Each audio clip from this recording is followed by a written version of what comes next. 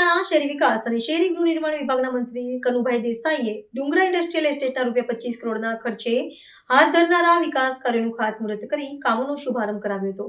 આ પ્રસંગે મંત્રી શ્રી કનુભાઈ દેસાઈએ જણાવ્યું હતું કે દેશના યશસ્વી વડાપ્રધાન નરેન્દ્રભાઈ મોદી જ્યારે ગુજરાતના મુખ્યમંત્રી હતા ત્યારે ગુજરાતના વિકાસ માટે અને રોજગારી માટે અનેક પ્રયાસો કર્યા હતા। દેશ વિદેશ અને ગુજરાતના ઉદ્યોગકારો ગુજરાતમાં રોકાણ કરવા પ્રેરિત થાય એ માટે રાજ્યમાં વાઇબ્રન્ટ સમિટનો પ્રારંભ કરાવ્યો હતો।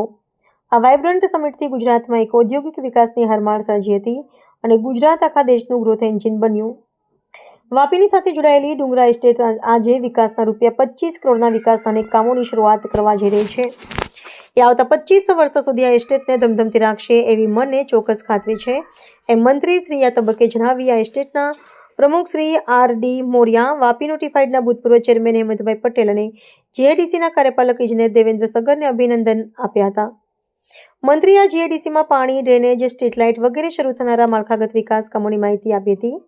વિશ્વ સાથે જ્યારે આપણે કોમ્પિટિશન કરીએ છીએ ત્યારે તેમના નિયમોનું પાલન કરી આપણી પ્રોડક્ટને સારી ગુણવત્તાવાળી બનાવવી પડશે, તો જ વેચાણ માટે લાયક બનશે, એમ મંત્રીશ્રીએ જણાવી। ડુંગરા ઇન્ડસ્ટ્રીયલ એસ્ટેટમાં વેસ્ટ મેનેજમેન્ટ, પાણીનું મેનેજમેન્ટ વગેરે મેનેજમેન્ટ આપણે સરખી રીતે કરીશું તો ડુંગરા ગુજરાતમાં નહીં પણ ભારતના નકશામાં પણ આગળ આવશે એની મને ચોક્કસ ખાતરી છે, એમ જણાવી ડુંગરા GIDCના ઉદ્યોગકારોને શુભેચ્છા આપી હતી।